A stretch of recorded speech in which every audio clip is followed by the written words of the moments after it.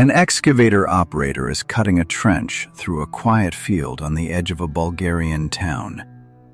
It is 1972. He is not looking for anything. He is laying electrical cable, a routine job he has done 100 times before. His machine stops. He climbs down, expecting rock, expecting pipe, expecting nothing. Instead, his shovel comes back gold. Not a coin, not a ring dropped by some careless soldier. Something stranger. Something that, according to everything historians believed at the time, could not exist here. Not in this soil. Not this old. Within weeks, archaeologists are on their knees in that same field, uncovering grave after grave of a lost people who wore more gold into death than most kings would ever touch in life.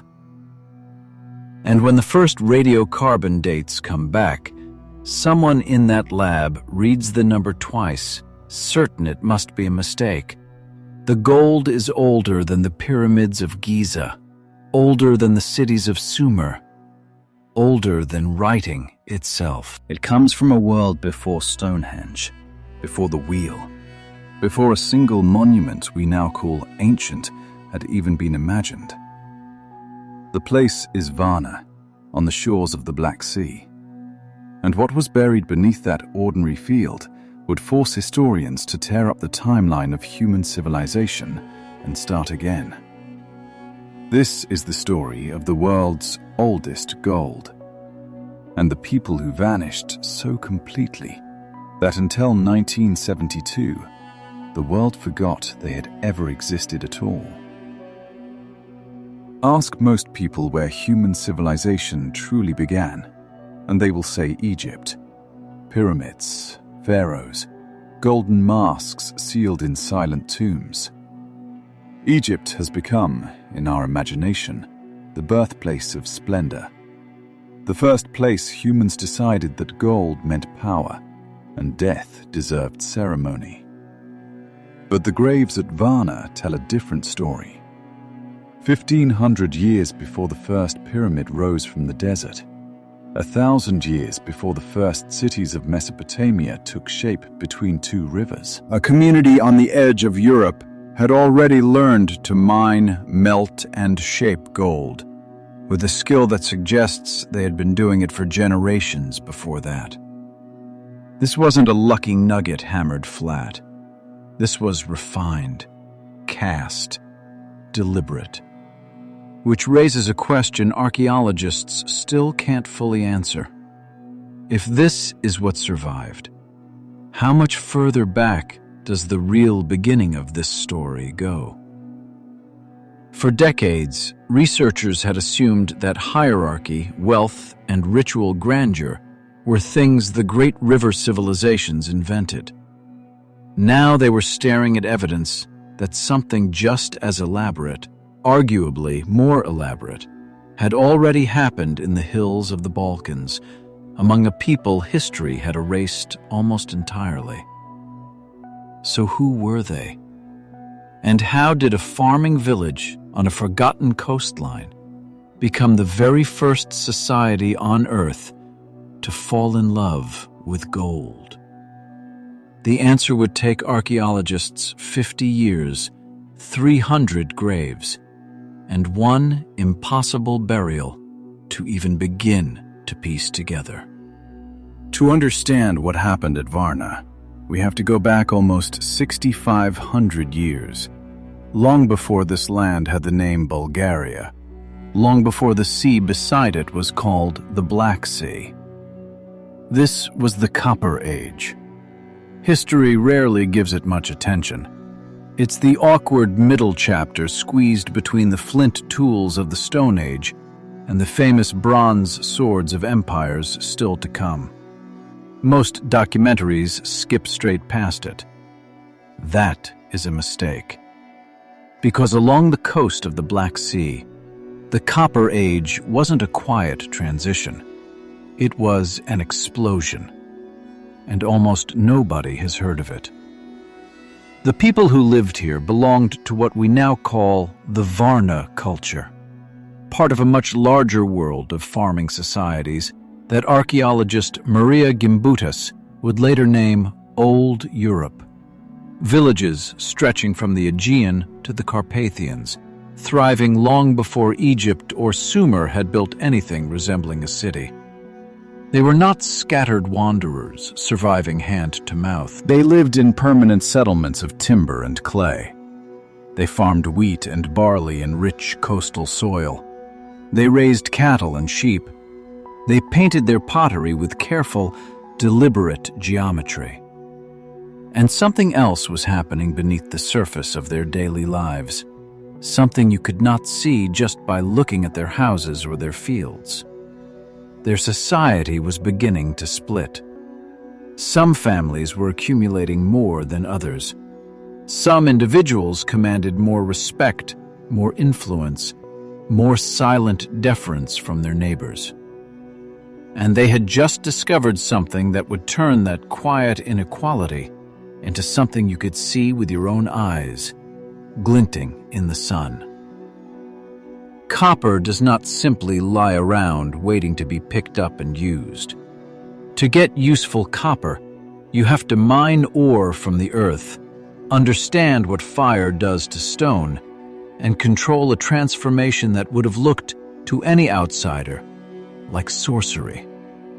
Nearby, at a site called Bunar, archaeologists later found some of the oldest copper mines on the planet. Deep, back-breaking excavations dug entirely by hand, thousands of years before Egypt would attempt anything similar. And once a society learns to pull one metal from the earth and bend it to its will, it is only a matter of time before that same fire is turned towards something rarer. Something that does not rust, does not corrode, does not ever seem to die. They were about to discover gold. And gold was about to discover them. The Varna necropolis was not one grave. It was an entire city built for the dead. Over 300 burials, uncovered slowly, patiently, across years of digging. Most of these graves are quiet, ordinary. A body, a few clay pots, maybe a handful of shell beads. And that detail matters more than it seems, because it tells us something the gold alone never could. Most people here, even in death, carried almost nothing with them. But scattered among those quiet graves were a handful that stopped archaeologists cold. The most famous is known only as Grave 43. Inside, they found the skeleton of a man, gold bracelets stacked along both forearms, a gold sheath that had once covered a wooden or bone staff. Not a weapon, but a symbol, the mark of someone who commanded others. Gold ornaments sewn onto clothing that had long since rotted away, rings, beads, and gold pendants shaped like the head of a bull, an animal that clearly meant something to these people, far beyond meat and labor. Strength, perhaps.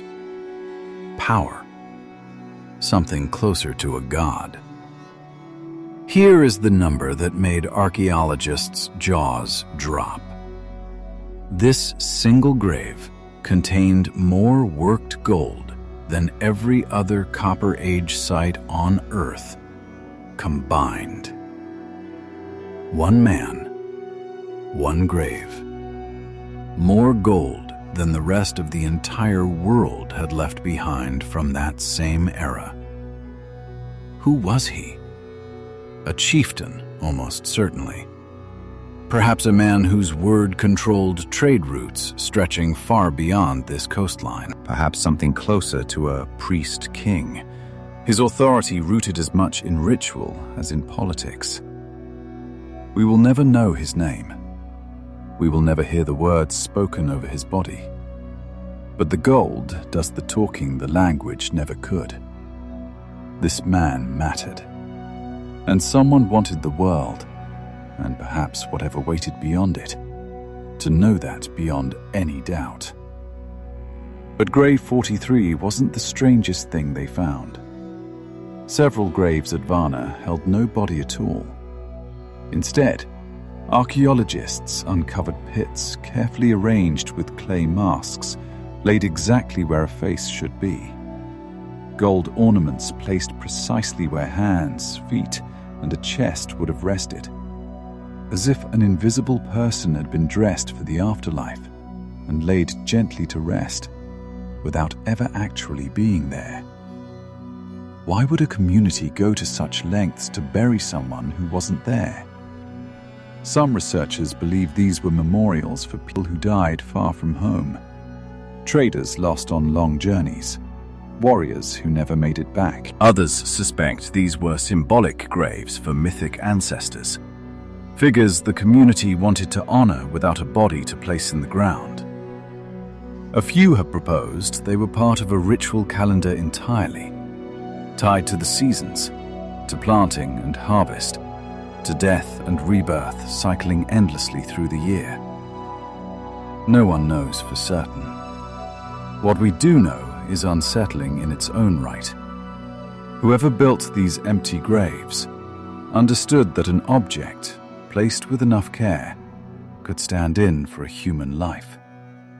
That symbols could carry weight equal to flesh and bone. That is not a primitive impulse. That is the exact same instinct behind every empty tomb, every memorial, every monument we still build today for the dead we were never able to bring home. So why gold? Of all the materials on Earth, why this one? To understand that, you have to imagine encountering it for the first time, the way these people did. Gold does not rust. It does not decay. Pull it from the ground after 6,500 years, and it looks almost exactly as it did the day it was buried. Untouched by time, in a way flesh, wood, and cloth never could be.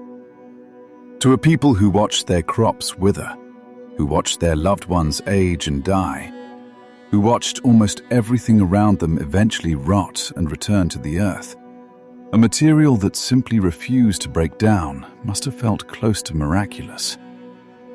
It wasn't just beautiful. It was defiant. It was the one thing on Earth that seemed to say no to time. So it's little wonder gold became tangled up with death itself. If the body would decay, but the gold on it would not, then perhaps something of the person, their status, their power, the very core of who they were, might endure as well. The elite of Varna weren't simply showing off their wealth. They were making a claim about eternity, written in the one substance on Earth that seemed capable of keeping the promise. But wealth this extreme doesn't appear out of nowhere. Somewhere behind all that gold was an entire economy, and its foundation had almost nothing to do with gold at all. A few miles from the necropolis lies a site called Provadia Solnitsata, the Salt Pit. Today, archaeologists recognize it as one of the oldest salt production sites in Europe. It sounds unremarkable. It wasn't. Before refrigeration, salt was the difference between a community that survived winter and one that starved. It preserved meat, it preserved fish, and crucially, it was something every inland population desperately needed but couldn't always get for themselves. Whoever controlled salt controlled leverage, the power to demand goods, labor, loyalty in exchange for something as basic as keeping people fed. Some archaeologists now believe the extraordinary wealth buried at Varna was built, at least in part, on top of an early salt monopoly. If they're right, This may be one of the very first examples in human history of controlling a single resource and turning it directly into power. Now combine that with the copper mines in the hills and the natural harbor connecting this coastline to trade routes running up and down the Black Sea. This wasn't an isolated fishing village. This was a hub, a crossroads, a place sitting on exactly the resources its neighbors couldn't get anywhere else. Salt from the pits, copper from the mountains, and gold from sources archaeologists are still debating today. Wealth like that doesn't stay quiet. It builds hierarchy. And hierarchy, once it takes root, wants to be seen. In ceremony, in architecture, and most of all, in what gets buried with the dead. Picture standing in that village nearly 6,500 years ago. You are a child, walking a packed dirt path between houses built of timber and clay. Smoke curls from cooking fires. Somewhere nearby, a craftsman crouches over a small stone furnace, coaxing liquid copper out of solid rock. A transformation that, to your eyes, looks exactly like magic. Your community trades wheat and salted fish for tools, the shells carried up from a distant sea, and, if you are one of the fortunate few, for gold, shaped by specialists whose skill has been guarded and passed down for generations. You already know who matters in this world. You can see it in the ornaments they wear, in the way others lower their voices around them. And when one of them dies, the entire village likely takes part in a ritual meant to do one thing above all: remind everyone, even in grief, exactly where they stand. These people left no names, no written stories, no king lists carved in stone. And yet, through what they buried with their dead, they left us something almost as powerful. Undeniable proof that the human hunger to matter, to be remembered, to carry status even past death, is far older than anyone ever assumed. But this entire world, the gold, the trade, the hierarchy, all of it, was about to disappear. And what happened next is the part of this story no one has ever fully solved. Sometime around 4,200 to 4,100 BCE, this wealthy, sophisticated culture collapsed. Not faded, collapsed. Across much of old Europe, in what many archaeologists now consider one of the first true civilizational breakdowns in recorded human history. Villages were abandoned. Populations dropped sharply. The trade networks that had carried salt, copper, and gold across hundreds of miles simply stopped functioning. Within a few centuries, the extraordinary gold work found at Varna vanishes from the archaeological record entirely. No later Copper Age site anywhere in the region ever produces anything close to it again. So what happened to them? For decades, this question has split archaeologists into competing camps. And the honest truth is, nobody knows for certain. But three theories keep surfacing. The first points to climate. Evidence suggests the region grew colder and drier around this time, a shift that may have gutted the agricultural surplus these societies depended on. And when food security collapses, everything built on top of it collapses with it. Trade, craft, and the hierarchies gold was built to display. The second points to outsiders. Some researchers believe pastoral populations migrating in from the steppes to the north and east, possibly early ancestors of Indo-European-speaking peoples, disrupted or displaced these settled farming communities, whether through open conflict or slow, grinding pressure on their land and resources. The third theory is quieter, and in some ways more disturbing. Some archaeologists suspect the very inequality visible in graves like Grave 43 may have destabilized the society from the inside. That extreme concentrations of wealth and power create fractures long before anyone notices them. Fractures that widen catastrophically the moment external pressure arrives. Perhaps it wasn't one cause. Perhaps it was all three, arriving together, compounding each other, until a civilization capable of producing the finest gold work on the planet simply could not hold itself together any longer. What we know for certain is only the outcome. Silence. 6,500 years of silence, until a shovel struck gold in 1972 and gave this vanished world its voice back. When Bulgarian archaeologist Ivan Ivanov began the formal excavation that followed that accidental discovery, he wasn't just digging up bones and beautiful objects. He was quietly dismantling one of the most confident assumptions in 20th century archaeology. For decades, the accepted story went like this. Civilization began in the Near East, in the floodplains of Mesopotamia and Egypt, and spread outward from there. Europe was the student, not the teacher, a place that received civilization from wiser neighbors centuries, sometimes millennia later.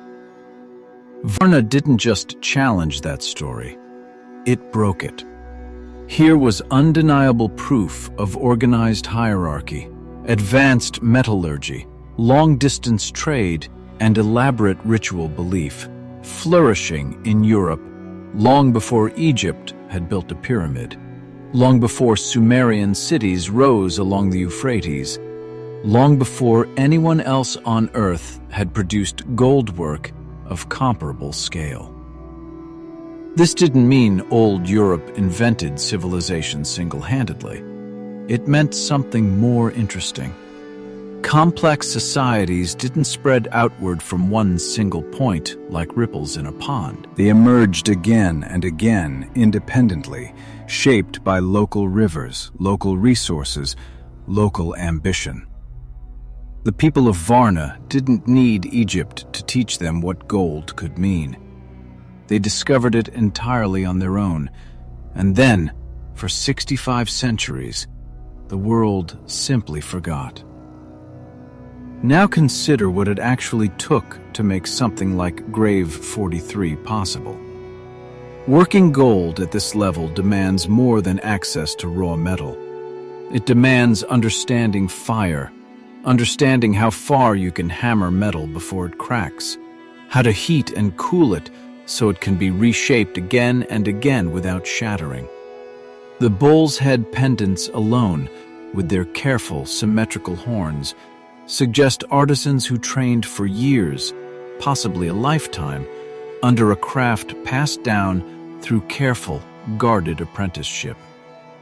And the sheer volume of gold recovered from this site, several kilograms in total, is almost impossible to explain as a single lucky find. This points to sustained access to gold over a long period, worked by specialists whose entire lives were built around serving the demands of the elite. Which leaves archaeologists with a question they still cannot fully answer. Where did all of it actually come from? Local rivers in the region do carry small traces of gold, and it's possible generations of patient panning slowly built up the supply. But some researchers suspect gold, like copper and salt, may have moved along trade routes, reaching far beyond anything yet identified. Sources we haven't found, carried along paths we can no longer trace. We may never know. The rivers have shifted course 100 times since. The miners left no maps, no ledgers, no names. All that remains is the gold itself, patient, unchanged, waiting in the dark for 6,500 years to tell a story it never had the words to speak. Strip away the dates, strip away the theories about climate and migration and collapse. What's left is something achingly familiar. A community that wanted to be remembered. A family that gave the most precious thing they owned to someone they loved or feared or depended on, and sent it with them into whatever came next. A craftsman who spent his life mastering a skill, hoping, even without ever saying it out loud, that something made by his hands might outlast him. We like to imagine ancient people as fundamentally different from us, simpler, more primitive, driven by needs we've long since outgrown. Stand in front of the Varna gold, and that illusion falls apart almost instantly. These were people who grieved, who competed for status, who told stories about gods we will never hear again, who looked at a shining, incorruptible metal pulled from the earth and understood immediately exactly what it meant. Power, memory, and the desperate human hope that something of us survives after we're gone. They were exactly like us. They simply lived 6,500 years earlier, beside a sea that has redrawn its own shoreline many times since, in a culture whose name for itself we will probably never know. Today, the treasures of Varna sit behind reinforced glass in the Varna Archaeological Museum, the oldest processed gold ever discovered on Earth, drawing visitors from every corner of the world who come simply to stand in front of it. Grave 43, the resting place of the man archaeologists now informally call the Varna Man, remains one of the most significant burials of the 20th century. A single grave that rewrote a timeline historians had trusted for generations. But for every question this site has answered, it has raised a dozen more. Who chose this man for such extraordinary honor, and why him specifically? What happened to the knowledge of working gold when this culture collapsed? Did it disappear entirely, or did fragments of it survive, carried elsewhere by people fleeing a dying world? And what became of the descendants of those who once mined this copper, produced this salt, and buried their dead with more gold than the rest of the ancient world combined? We may never fully know. Much of what happened here, in the centuries before writing existed anywhere on Earth, will stay just beyond our reach, visible only through the objects left behind, argued over and reinterpreted by every new generation of archaeologists who bring their own questions to soil that has already given up so much, and almost certainly still holds more. Maybe that's fitting. A people so preoccupied with permanence, so determined to send something incorruptible into the unknown, might understand better than most of us the strange comfort of a question that never gets answered. How mystery itself can become its own kind of monument, outlasting empires, outlasting language, outlasting even the memory of the ones who first asked it. The Varna man's voice is gone. His name is gone. Whatever words were spoken over his grave dissolved into silence just as completely as the world that buried him. But the gold remains, untouched by 65 centuries of reign, war, empire, and forgetting. Still holding its shape, still catching the light exactly as it did the day it was laid across a dead man's arms, by people utterly convinced that something of him would endure. They were right. Not in the way they imagined, not through any afterlife we can prove, but through this. An excavator operator, striking gold with a shovel on an ordinary autumn morning in 1972, and, without ever meaning to, giving voice again to a civilization the world had almost completely forgotten. Human history is older, stranger, and far more connected than the story most of us grew up believing. Long before Egypt, long before Sumer, long before any name we memorize in a textbook. There were people on the shore of the Black Sea who looked at an incorruptible golden metal and understood something timeless about ambition, grief, and the fragile hope of being remembered. Their cities are gone. Their language is gone. Their gods have no one left to call them by name. But the questions they buried with their dead are still being asked today. And maybe that, more than any pyramid, more than any golden mask sealed in a silent tomb, is the truest monument a civilization can leave behind.